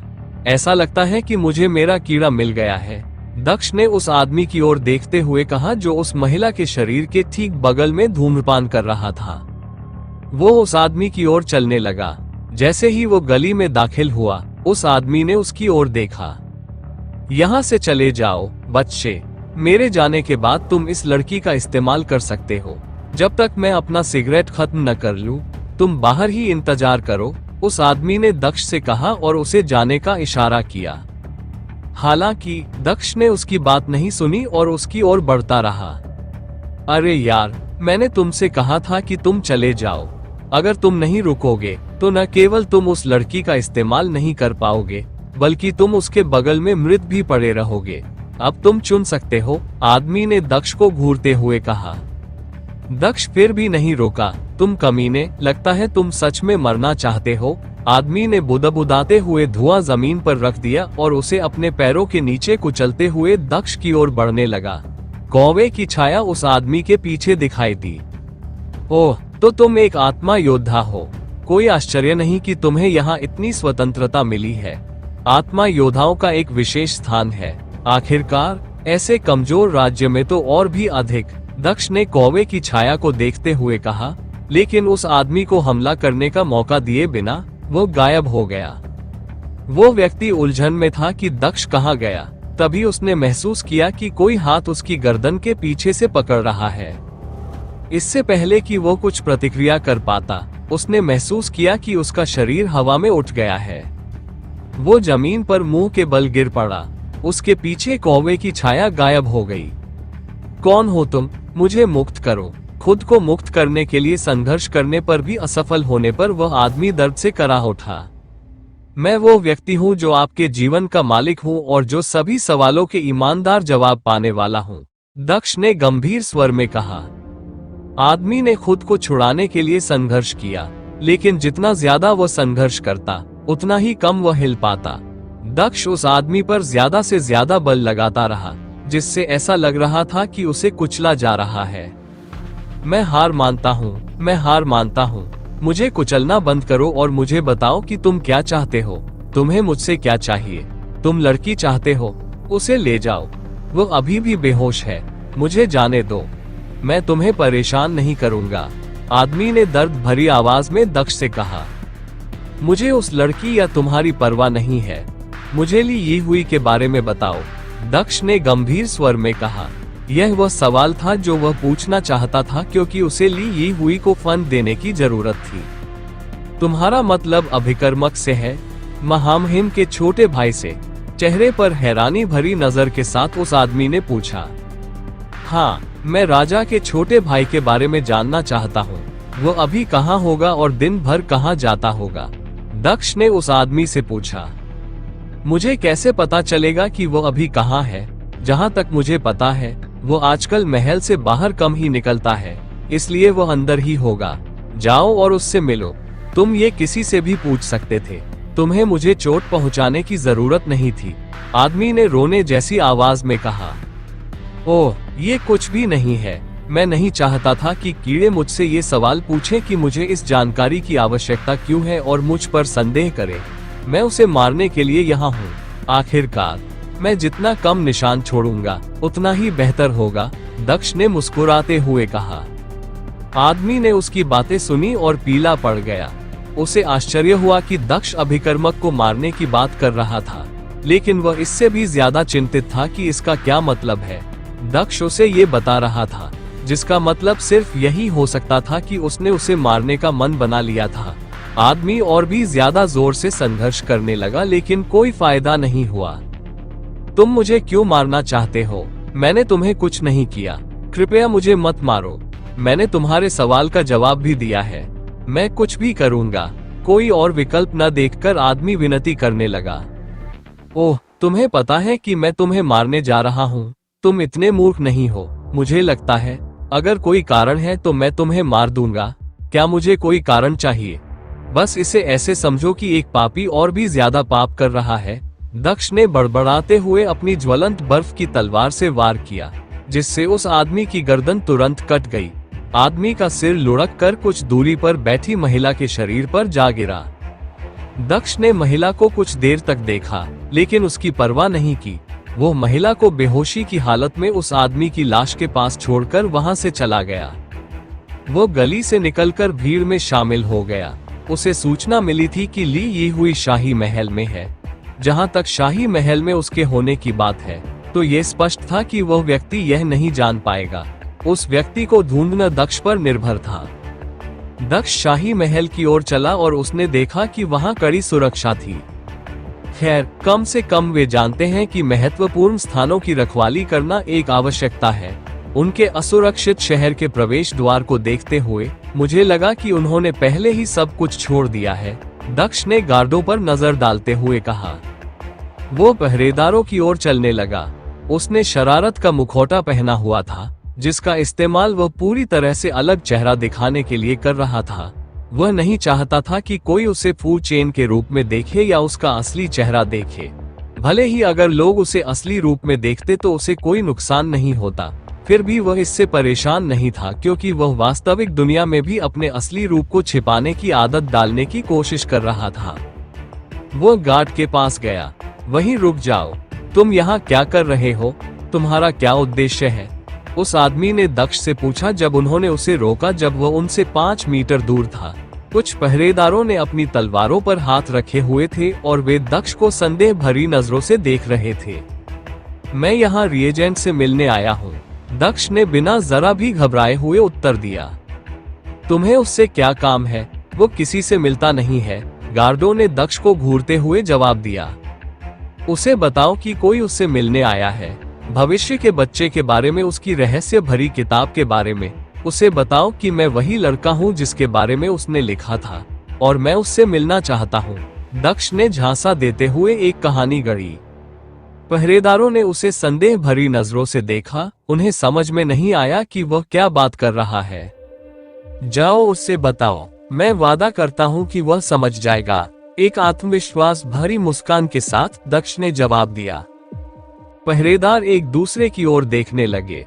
आप जाकर महामहिम को बताइए कि यह आदमी क्या दावा कर रहा है। चूंकि वह इतना आश्वस्त है, तो यदि आप हमारे वीडियो को सोशल मीडिया पर उपयोग करना चाहते हैं, तो आप इसका उपयोग कर सकते हैं। हमें कोई समस्या नहीं है। हमारे नोबल ऑफ किंग चैनल को सब्सक्राइब करें और लाइक करें, शेयर करें। इसके पीछे कोई कारण हो सकता है। एक गार्ड की ओर देखते हुए दूसरे गार्ड ने जवाब दिया। एक गार्ड महल के अंदर चला गया, जबकि दक्ष बाहर इंतजार कर रहा था। कुछ मिनट बाद गार्ड बाहर आया। महामहिम आपसे मिलना चाहते हैं, मेरे पीछे आइए, गार्ड ने दक्ष से कहा, इससे पहले कि वह महल के प्रवेश द्वार की ओर वापस चलने लगे। गार्ड एक तरफ हट गए और दक्ष को जाने दिया। चेहरे पर हल्की मुस्कान लिए दक्ष गार्ड के पीछे पीछे चलते हुए महल में दाखिल हुआ। उसे एक हॉल में लाया गया जहां एक आदमी सिंहासन पर बैठा था। कमरे को 20 से ज्यादा पहरेदारों ने घेर रखा था। दक्ष दालान में आया और उस आदमी के सामने खड़ा हो गया। क्या आप मास्टर ली ये हुई हैं? उसने उलझन भरी निगाहों से पूछा। वह उलझन में था कि यह आदमी सिंहासन पर क्यों बैठा है। हाँ, मैं हूँ। और तुम वही लड़का हो जिसके बारे में मैंने लिखा था? वो पौराणिक बच्चा जिसने अपने पिता को बचाने के लिए भविष्य से आने का दावा किया था? उस आदमी ने पूछा, जब उसकी आंखें उसके हाव भाव के माध्यम से दक्ष की आत्मा को देखने की कोशिश कर रही थी। जैसा कि आप देख सकते हैं, मैं कोई मिथक नहीं हूँ। मैं वही व्यक्ति हूँ जिसके बारे में आपने किताब में बात की है। मैं अचानक यात्रा से वापस आया हूँ और अपने दादाजी से मिला हूँ, जिन्होंने मुझे इस किताब और आपके बारे में बताया। दक्ष ने आह भरते हुए उत्तर दिया। ओह, तुम अब भी दावा करते हो कि तुम असली हो, या मैं ये कहूँ कि तुम उस पागल बूढ़े आदमी के पोते हो? अगर तुम सच में थे तो शहर में कोई भी तुम्हें याद क्यों नहीं करता? आदमी ने चेहरे पर एक मनोरंजक मुस्कान के साथ पूछा। उस तलवार की वजह से? ये सब उस तलवार की वजह से है जो तुमने मेरे दादाजी से ली थी। मैंने तलवार का इस्तेमाल करके सभी के दिमाग से अपने बारे में सब कुछ मिटा दिया। दक्ष ने अपने चेहरे पर कोई चिंता दिखाए बिना जवाब दिया। ओह, उस तलवार में इतनी शक्ति थी। मैंने तो सोचा था कि यह कोई खजाना है, एक मजबूत तलवार, लेकिन इसमें ऐसी शक्तियां थी। सिंहासन पर बैठे व्यक्ति ने चेहरे पर एक मनोरंजक मुस्कान के साथ कहा। ये कुछ और नहीं बल्कि इसकी शक्ति की एक छोटी सी झलक है। वैसे भी मैं आपको धन्यवाद देने आया था क्योंकि आपने वो तलवार ले ली थी। अब जब तलवार आपसे बंध गई है तो मैं इसके अभिशाप से मुक्त हो गया हूँ। धन्यवाद, बहुत बहुत धन्यवाद। दक्ष ने कृतज्ञता में अपना सिर थोड़ा झुकाते हुए कहा। अब जब मैंने आपको धन्यवाद दे दिया है तो मैं विदा लेता हूँ, उन्होंने जाने से पहले कहा। रुको, मध्यम आयु वर्ग के व्यक्ति ने अचानक कहा और वह अपने सिंहासन के सामने खड़ा हो गया। गार्ड दक्ष को रोकने के लिए दरवाजे के सामने आ गए। यह क्या है? दक्ष ने पीछे मुड़ते हुए पूछा। उसे पहले से ही पता था कि आगे क्या होने वाला है, लेकिन वो अनभिज्ञ होने का नाटक कर रहा था। आप किस अभिशाप की बात कर रहे हैं? अधेड़ उम्र के व्यक्ति ने भौहें सिकोड़ते हुए दक्ष से पूछा। आप किस अभिशाप की बात कर रहे हैं? अधेड़ उम्र के व्यक्ति ने भौहें सिकोड़ते हुए दक्ष से पूछा। ओह, जब तुम नए मालिक बने तो तुम्हें अभिशाप के बारे में जानकारी नहीं मिली? दक्ष ने चेहरे पर हैरानी भरी नजर से पूछा। कौन सी जानकारी? आप किस बारे में बात कर रहे हैं? उस आदमी ने हताशा में अपना हाथ सिंहासन पर पटकते हुए पूछा। तुमने वो तलवार मेरे दादाजी से ली थी, है ना? दक्ष ने उस आदमी से पूछा। मैंने किया, मध्यम आयु वर्ग के व्यक्ति ने चेहरे पर चिंता भरी नजर के साथ उत्तर दिया। तुम्हारे पास अभी भी वो तलवार है ना? दक्ष ने अपना सवाल जारी रखा। हाँ, मुझे मालूम है, आदमी ने जवाब दिया। तो मैं सही था, तुम तलवार के नए मालिक हो। ये तुम्हारे पास आ गई है और मैं इस अभिशाप से मुक्त हो गया हूँ, दक्ष ने खुशी से कहा। अगर तुमने मुझे इस अभिशाप के बारे में और नहीं बताया तो मैं तुम्हें यहीं मार डालूंगा। बताओ मुझे, अधेड़ उम्र का आदमी गरजा। ओह, ऐसा लगता है कि तुम वास्तव में नहीं जानते। जब तलवार मुझसे जुड़ी तो मुझे ये जानकारी मिली। खैर, चूंकि तुम्हें यह नहीं पता इसलिए मैं तुम्हें बताता हूँ, दक्ष ने सिर हिलाते हुए कहा। तलवार को शक्ति की शापित तलवार कहा जाता है। यह एक मजबूत तलवार है, लेकिन यह एक अभिशाप के साथ आती है। शापित होने के बाद दूसरे को मतिभ्रम दिखाई देने लगता है और फिर उसका अस्तित्व इस दुनिया से मिट जाता है। कोई भी उस व्यक्ति को याद नहीं रखता। कुछ दुर्लभ मामलों में कोई करीबी रिश्तेदार याद रख सकता है, लेकिन अधिकतर ऐसा होता है कि कोई भी उसे याद नहीं रखता। अभिशाप के कारण आपका शरीर गर्म होने लगता है और अगर आप ठंडी जगह पर नहीं रहते हैं तो आप मर जाते हैं, दक्ष ने कहा। मैं 3 महीने पहले ही श्राप से मुक्त हुआ था, इसलिए उस समय तलवार ने खुद को तुम्हारे लिए प्रकट किया था। अगर मेरी धारणा सही है तो तुम कभी भी उस भ्रम को देखना शुरू कर सकते हो। तलवार के खुद को मेरे लिए प्रकट करने के महीनों बाद मुझे वो दिखाई देने लगा। तुम्हारे लिए भी ऐसा ही होना चाहिए, दक्ष ने आह भरते हुए कहा। यही कारण था कि मुझे अपने माता पिता की मृत्यु का भ्रम हो रहा था और मुझे लगा कि मैं समय में पीछे चला गया हूँ, दक्ष ने उत्तर दिया। लेकिन क्या आपके माता पिता वैसे ही नहीं मरे जैसा आपने दावा किया था? ली यी हेई ने पूछा। उन्होंने ऐसा किया, लेकिन मेरा मानना है कि यह एक संयोग था। वैसे भी मैंने कई और मतिभ्रम देखे। मैंने भूत, ड्रैगन, फीनिक्स और बहुत कुछ देखा। मैं पागल हो रहा था और मेरा शरीर गर्म हो रहा था, इसलिए मैं एक ठंडी जगह की तलाश में भाग गया। मैं यहीं रह रहा था जब तक कि तलवार पूरी तरह से तुम्हारी नहीं हो गई और अभिशाप मुझसे दूर नहीं हो गया, दक्ष ने आह भरते हुए कहा। जितना अधिक वह बोलता गया, ली यी वेई उतना ही अधिक चिंतित होता गया। वैसे भी अगर मेरा पिछला अनुभव कुछ मायने रखता है तो तुम्हारा शरीर मतिभ्रम के प्रकट होने के 1 दिन या 1 सप्ताह के भीतर गर्म होना शुरू हो जाएगा, और अगर तुम किसी ठंडी जगह पर नहीं गए तो तुम मर भी सकते हो। जहाँ तक तुम्हारे अस्तित्व की बात है तो वह मेरे माता पिता के बारे में मेरा पहला मतिभ्रम देखने के एक दिन बाद ही मिट गया था, ताकि हर कोई तुम्हें भी भूल जाए। दक्ष ने आह भरते हुए कहा, चूंकि मैंने तुम्हें वो सब कुछ बता दिया है जो मैं जानता हूँ, इसलिए अब मैं यहाँ से विदा लेता हूँ। दक्ष ने फिर से अपना सिर धीरे से झुकाते हुए कहा। उसकी आंखों का रंग धुंधले सफेद रंग में बदल गया, जो कमरे में मौजूद किसी और को दिखाई नहीं दे रहा था। अधेड़ उम्र का आदमी दक्ष को देख रहा था, अभी भी सोच रहा था कि वह सच बोल रहा है या नहीं। वह उसे जाने नहीं देना चाहता था और वह कुछ कहने ही वाला था कि तभी उसने हॉल की छत को टूटते हुए देखा। उसने देखा कि एक भयानक ड्रैगन उस छेद से कमरे में घुस आया है। वाह, वहां एक ड्रैगन है, इसे मार दो, इसे अभी मार दो। अधेड़ उम्र का आदमी एक बच्चे की तरह चिल्लाया और अपने सिंहासन पर गिरते हुए पीछे हट गया। ड्रैगन अधेड़ व्यक्ति की ओर उड़ा, लेकिन अधेड़ व्यक्ति को छूने से पहले ही गायब हो गया। ली ये हुई ने देखा कि ड्रैगन गायब हो गया है। उसका चेहरा पसीने से लथपथ था। ड्रैगन कहाँ गया? तुम कमीने मेरी रक्षा करने के लिए क्यों नहीं आगे बढ़े? क्या तुम डर के मारे जम गए थे? मेरे पहरेदार इतने बेकार कैसे हो सकते हैं? मैं अपने भाई को जाकर ड्रैगन के दिखने के बारे में बताऊंगा, उसने अपने चेहरे से पसीना पोंछते हुए कहा।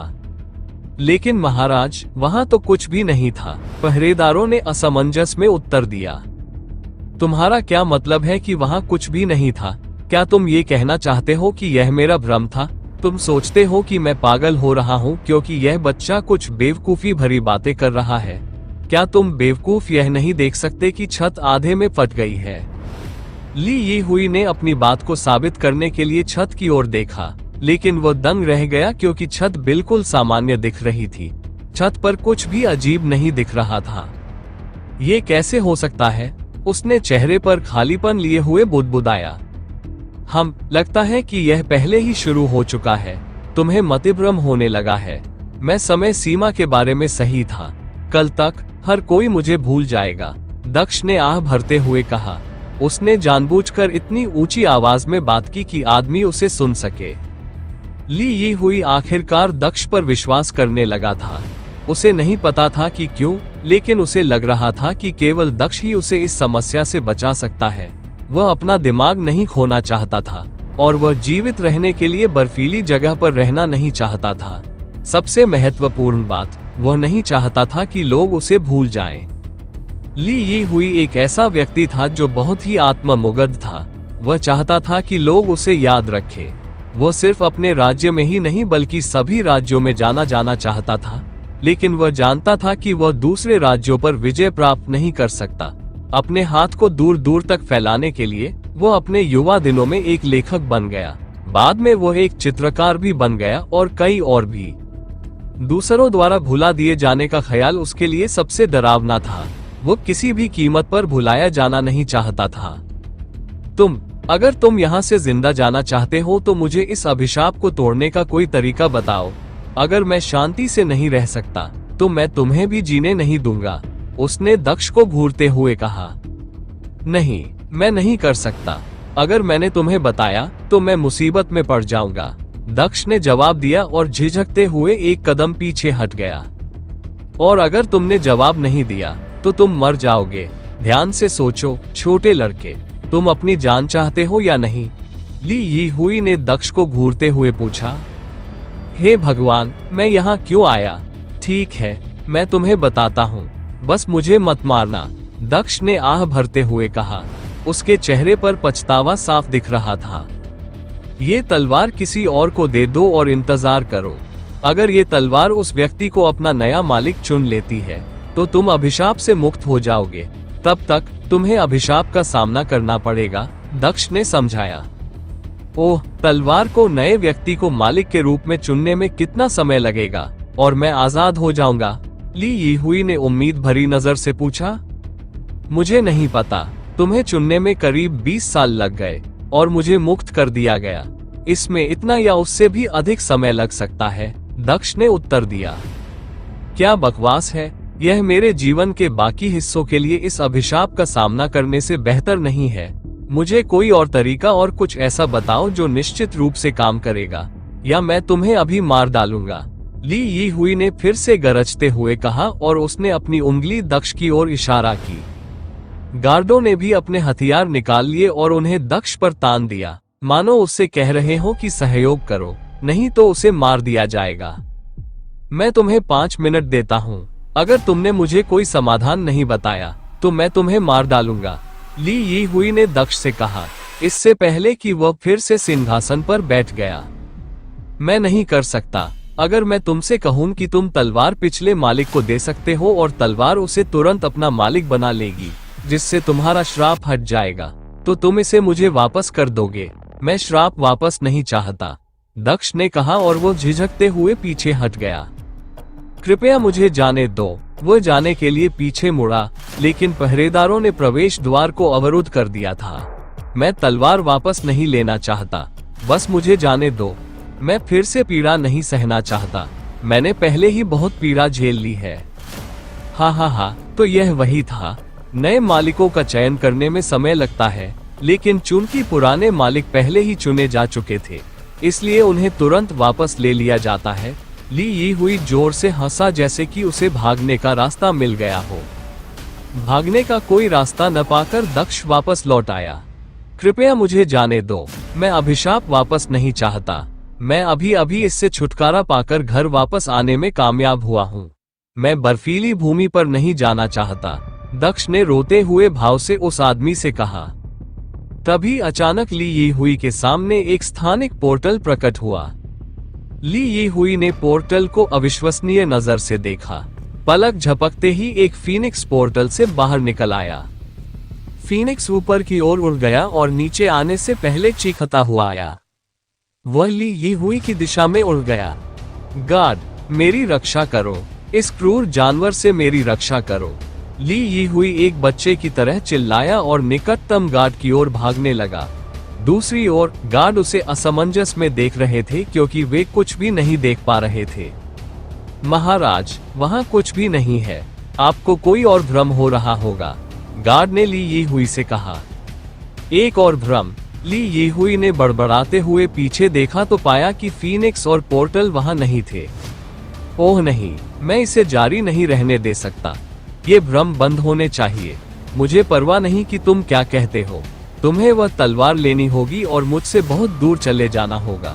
अगर मैंने तुम्हें फिर से देखा तो मैं तुम्हें जान से मार डालूंगा, आदमी ने दक्ष से कहा और उसने अपने चेहरे से पसीना पोंछा। तुम दोनों मेरे साथ मेरे कमरे में चलो, जब तक मैं वापस नहीं आ जाता। तुम में से बाकी लोग उस पर नजर रखना, उसे भागने मत देना, वरना तुम में से कोई भी कल उसे देखना पसंद नहीं करेगा, ली यी हुई ने गरजते हुए कहा और कमरे से बाहर की ओर चलने लगा। वो 2 गार्डों के साथ वहां से चला गया और दक्ष तथा अन्य लोगों को कमरे के अंदर ही छोड़ गया। ये दिलचस्प था, मुझे लगा कि तुमने कहा था कि तुम अंदर घुसकर तलवार चुरा लोगे, तुमने ऐसा करने का फैसला क्यों किया? जुन ने दक्ष से पूछा। ये बहुत आसान लग रहा था क्योंकि मुझे नहीं पता था कि तलवार कहाँ रखी गई थी।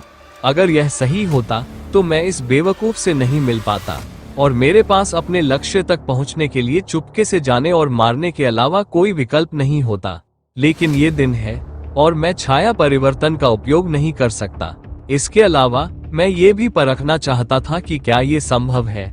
डर आखिरकार एक शक्तिशाली हथियार है, दक्ष ने अपने विचारों के माध्यम से जुन को उत्तर दिया क्योंकि वो उस आदमी के लौटने का इंतजार कर रहा था। वो सोच रहा था कि समय की तलवार असल में कैसी होगी। कुछ ही पलों में वो एक गॉड ग्रेड हथियार पकड़ने जा रहा था। यह विचार उसे उत्साहित कर रहा था। सबसे शक्तिशाली हथियार जो किसी व्यक्ति के पास हो सकता है, किंवदंतियों का सामान कुछ ही पलों में उसके हाथों में होने वाला था। समय की तलवार, यह अपने आप में ही परीक्षण के लिए एक योग्य पुरस्कार हो सकता है, लेकिन सफल होने के बाद मुझे शायद इससे भी अधिक मिलेगा। मुझे आश्चर्य है कि यह कैसी दिखती है, यहाँ तक कि जुन ने भी मुझे नहीं बताया कि तलवार कैसी दिखती है। ये देखने में बहुत अच्छी लग रही होगी, दक्ष ने दरवाजे की ओर देखते हुए सोचा। भागने के बारे में सोचना भी मत, अगर तुमने भागने की कोशिश भी की तो पछताओगे। उसे दरवाजे की ओर देखते हुए देखकर पहरेदारों ने उसकी मंशा को गलत समझा। उन्होंने उसे तुरंत चेतावनी दी। दक्ष ने अफसोस जताते हुए अपना सिर हिलाया। बेवकूफ, मैं क्यों भागूंगा? कुछ ही मिनटों में दुनिया का सबसे शक्तिशाली हथियार मेरे हाथ में आने वाला है। केवल एक बेवकूफ ही इससे भाग सकता है। दक्ष ने अपना सिर नीचे झुकाते हुए सोचा। जल्दी ही दरवाजा खुलने की आवाज उसके कानों में पड़ी। उसने नजर उठाई और देखा कि ली यी हुई वापस आ गया है। उसके हाथ में तलवार थी। तलवार पूरी तरह से सोने से बनी हुई लग रही थी। तलवार के ब्लेड पर हीरे जैसी चीजें लगी हुई थीं, जिससे यह और भी कीमती लग रही थी। दक्ष तलवार को देखकर खुश था। समय की तलवार बहुत अद्भुत लग रही थी। तलवार को देखकर वह जरा भी निराश नहीं हुआ, लेकिन उसने अपना चरित्र नहीं छोड़ा। उसे अपने चरित्र में बने रहना था ताकि उस पर कोई संदेह न आए। ये लो, अपनी तलवार ले लो, ली यी हुई ने कहा और उसने तलवार दक्ष को देने के लिए अपना हाथ उठाया, लेकिन दक्ष ने तलवार नहीं ली। क्या तुम मुझे बेवकूफ समझते हो? दक्ष ने परेशान स्वर में जवाब दिया और उस आदमी की आंखों में देखा। वह अपनी बात जारी रखने ही वाला था कि वह ये शापित तलवार नहीं लेगा। वह थोड़ी बहुत बातचीत के बाद तलवार लेना चाहता था, लेकिन इससे पहले कि वह अपनी बात जारी रख पाता, वह आदमी हंसने लगा। मुझे लगता है कि मैं बिना किसी कारण के चिंतित थी। तुम नकली नहीं हो। तुम्हें पता था कि यह असली तलवार नहीं है। चिंता मत करो। मुझे नहीं लगता कि तुम मूर्ख हो। मैं बस ये देखने के लिए परीक्षण कर रही थी कि क्या तुम नकली तलवार को पहचान सकते हो, ली यी हुई ने दक्ष से कहा, जिससे दक्ष अचंभित रह गया। क्या बकवास है, मैंने इस बारे में क्यों नहीं सोचा? वो डरा हुआ था, लेकिन इसका मतलब यह नहीं है कि वह सावधान नहीं होगा। वो वास्तव में मुझे परखने के लिए नकली तलवार लाया था। ऐसा लगता है कि मैं वास्तव में भाग्यशाली हूँ कि उसने मेरे शब्दों को गलत समझा और सोचा कि मैं गुस्से में था क्योंकि उसने मुझे नकली तलवार दिखाई। अगर वो ऐसा नहीं करता तो मेरे पास यहाँ कुछ लोगों को मारने के अलावा कोई और रास्ता होता। हालांकि मुझे अभी भी तलवार नहीं मिलती। दक्ष ने राहत की सांस लेते हुए सोचा, लेकिन अपनी भावशून्य अभिव्यक्ति बनाए रखी। दरवाजे की ओर देखते हुए ली यी हुई ने आदेश दिया, असली तलवार लाओ। दरवाजा फिर से खुला और एक पहरेदार अंदर आया। पहरेदार अपने दोनों हाथों में एक भारी तलवार लिए हुए था। तलवार कपड़े से ढकी हुई थी, इसलिए ये पता लगाना कठिन था कि वह वास्तव में कैसी दिखती थी। गार्ड ने तलवार ली यी हुई को सौंप दी। ली यी हुई ने तलवार को खोला और दिखाया कि वह असल में कैसी दिखती है। दक्ष आखिरकार तलवार को देखने में यदि आप हमारे वीडियो को सोशल मीडिया पर उपयोग करना चाहते हैं तो आप इसका उपयोग कर सकते हैं। हमें कोई समस्या नहीं है। हमारे नोबल ऑफ किंग चैनल को सब्सक्राइब करें और लाइक करें, शेयर करें। कामयाब हो गया। तलवार को देखकर दक्ष खुश नहीं लग रहा था। इसके बजाय वो कुछ हद तक भ्रमित और निराश लग रहा था। तलवार एक भारी तलवार की तरह लग रही थी जो 82 सेंटीमीटर चौड़ी और उसकी ऊंचाई जितनी लंबी थी। सबसे अजीब बात यह थी कि यह बिल्कुल भी प्रभावशाली नहीं लग रहा था। ऐसा लग रहा था कि यह सबसे आम काले लोहे से बना है। इसका मूठ भी इसी तरह की सामग्री से बना था, बस इसका रंग अलग था। सबसे चौंकाने वाली बात यह थी कि तलवार पहले से ही जंग लगी हुई थी। उसे समझ में नहीं आया कि एक अच्छी श्रेणी की कलाकृति इस तरह कैसे दिख सकती है। अगर उसे ये तलवार किसी दुकान में मिली होती तो वह सोचता कि यह सबसे निचले दर्जे के कारीगर की असफल रचना है, जिसे पता ही नहीं कि वह क्या कर रहा है। वो इस तरह के कचरे की तरफ देखता भी नहीं। सुन, मुझे मत बताओ कि यह तलवार है। यह क्या मजाक है?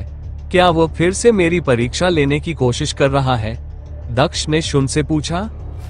मुझे नहीं पता। मैंने सुना है कि समय की तलवार काली थी, लेकिन इसके अलावा मुझे कुछ भी नहीं पता। मुझे यकीन नहीं है कि यह वास्तव में समय की तलवार है। इसे पकड़ने की कोशिश करो और देखो कि क्या तुम कुछ देख सकते हो, जुन ने दक्ष से कहा। इसे पकड़ने की क्या कोशिश? ये चीज भगवान स्तर की कलाकृति नहीं हो सकती। अगर यह है तो मुझे समझ नहीं आता कि इसके निर्माता ने इसे ऐसा दिखने के लिए क्या सोचा होगा। मैं कल्पना भी नहीं कर सकता कि देवता इसका इस्तेमाल लड़ाई के लिए करते हैं। दक्ष ने आह भरते हुए जून को जवाब दिया। अब आहें भरने से कोई लाभ नहीं है। तुम ये तलवार ले रहे हो। मुझे परवाह नहीं है कि तुम्हें श्राप मिले या न मिले। तुम 20 साल तक श्राप के साथ रहे। तुम अपना बाकी का तुच्छ जीवन इसी तरह जी सकते हो। तलवार ले लो और चले जाओ, इससे पहले कि मैं तुम्हें मार डालूं। ली यी हुई ने दक्ष को चेतावनी दी। एक पल सोचने के बाद दक्ष ने अपना दाहिना हाथ बढ़ाया और तलवार की मूठ पकड़ ली। उसने तलवार उठा ली। ली यी हुई हैरान था कि दक्ष इतनी आसानी से तलवार उठा सकता था। उसे तलवार उठाने के लिए अभी भी 2 हाथों का इस्तेमाल करना पड़ा। आखिरकार यह इतनी भारी थी। दूसरी ओर दक्ष ने इसे कैंडी की तरह उठाया, जिससे वो अंदर तक चौंक गया। तलवार थामे दक्ष ने कुछ महसूस करने का इंतजार किया, लेकिन उसे कुछ भी महसूस नहीं हुआ। तलवार किसी खजाने जैसी नहीं लग रही थी। इसके बजाय यह एक ऐसा हथियार लग रहा था जो नश्वर लोगों के लिए बनाया गया था। जुन, मुझे कुछ भी महसूस नहीं हो रहा है। ये समय की तलवार नहीं हो सकती, उसने जुन से कहा। उसने उस आदमी के हाव भाव पर ध्यान दिया कि कहीं वह उसे बेवकूफ तो नहीं बना रहा, लेकिन ऐसा नहीं लगा। आदमी को वाकई राहत महसूस हुई कि वह तलवार छुड़ाने में कामयाब हो गया था। ऐसा नहीं लगता कि वह झूठ बोल रहा है। ये वही तलवार होनी चाहिए जो उसे बुरे आदमी से मिली थी। क्या मैं गलत था? क्या भविष्य का वह लड़का वास्तव में अस्तित्व में नहीं था? क्या वह बुरे आदमी की कल्पना थी? क्या उस शहर में समय की कोई तलवार नहीं थी? दक्ष के विचार इधर उधर भटकते रहे, क्योंकि वह सोच रहा था कि उसे किस पर विश्वास करना चाहिए। उसने सोचा था कि उसे समय की तलवार के बारे में सही सुराग मिल गए हैं, लेकिन अब उसे लगने लगा था कि शायद वो गलत था। हो सकता है कि यह उसका आशावाद ही था जिसने उसे यह विश्वास दिलाया था कि वो अब तक सही था। उसने तलवार हाथ में थाम ली और चलने लगा। जाते समय वह वाकई निराश था। कमरे से बाहर निकलते समय उसने दूसरों से एक शब्द भी नहीं कहा। हा, वह बहुत दुखी था क्योंकि उसे फिर से श्राप मिला था। मुझे ये पसंद है। तो क्या हुआ अगर वह श्राप से मर गया?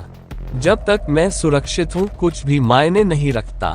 अब मैं अपना जीवन शांति से जी सकता हूँ। ली यी हुई जोर से हंसा और सिंहासन पर वापस चला गया और आराम से बैठ गया। तारानकन तारानकन तारानकन तारानकन, आगे बढ़ो, कहो, महल से बाहर निकलते हुए दक्ष ने कहा। क्या कहा? मैंने तुमसे कहा था कि तुम्हें आशावादी नहीं होना चाहिए। खैर, मैंने तुमसे कहा था। फिर भी चिंता मत करो, कम से कम तुमने कोशिश तो की। तो क्या हुआ अगर तुम्हें यहाँ समय की तलवार नहीं मिली? जब तक किस्मत तुम्हारा साथ देती है, तुम परीक्षण खत्म होने से पहले समय की तलवार पा सकते हो, जुन ने दक्ष से कहा। किस्मत? क्या तुम मेरी किस्मत जानना चाहते हो? मेरे हाथ में ये कूड़ा देखो, तुम्हें पता चल जाएगा कि मेरी किस्मत कितनी खराब है, दक्ष ने आह भरते हुए कहा। जो भी हो, मैं अपना मूड खराब नहीं कर सकता। मुझे अभी ट्रायल पूरा करना है, उसने अपना सिर हिलाते हुए कहा। उसने अपने हाथ में तलवार की ओर देखा और उसे एक तरफ फेंक दिया। उसके बाद वह अपनी आह्वान बांसुरी लेकर आया। उन्होंने बांसुरी बजाई और आत्मा गरुड़ को बुलाया, जो शीघ्र ही प्रकट होकर उनके सामने आ गया। आखिरी बार दूरी पर पड़ी जंग लगी तलवार को देखते हुए दक्ष स्पिरिट ईगल पर चढ़ गया। उसकी ज्वलंत बर्फ की तलवार अभी भी उसकी पीठ पर म्यान में टिकी हुई थी। जैसे ही वो उड़कर दूर गया, स्पिरिट ईगल आकाश में ऊपर उठने लगा। ये जल्द ही रॉयल सिटी से बाहर चला गया, लेकिन तभी कुछ अजीब बात घटी। दक्ष ने जो तलवार फेंकी थी वो एक पल के लिए हिली, फिर रुक गई। दक्ष स्पिरिट ईगल पर बैठा हुआ कुछ विचारों में खोया हुआ था। लगता है कि इस परीक्षण में मुझे समय की तलवार नहीं मिलेगी। जहां तक लॉ ऑफ की बात है, तो ये भी बिना किस्मत के असंभव लगता है। जून, क्या तुम ब्लडलाइन मंदिर से जवाब नहीं पा सकते और मुझे बस यह नहीं बता सकते कि लॉ ऑफ और समय की तलवार वास्तव में कहाँ है? दक्ष ने जून से पूछा। क्या आपको लगता है कि मैंने कोशिश नहीं की? भूल जाओ, ये संभव नहीं है। हमें वे उत्तर आसान तरीके से नहीं मिलेंगे, जुन ने सिर हिलाते हुए जवाब दिया। तुमने मुझे बताया ही क्यों कि वे चीजें यहाँ थी। अगर ये सब वैसे भी मेरी किस्मत पर निर्भर करने वाला था, अब मैं उन कीमती चीजों के बारे में सोचने से खुद को नहीं रोक सकता जिन्हें मैं खो रहा हूँ।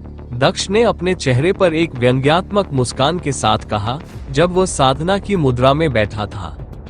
वो अभी खेती शुरू करने ही वाला था कि उसके हाव भाव बदल गए। उसे समझ नहीं आ रहा था कि उसके सामने क्या हो रहा है, लेकिन जो भी हो रहा था उसे कुछ समझ नहीं आ रहा था। वो स्पिरिट ईगल को उल्टी दिशा में उड़ते हुए देख सकता था।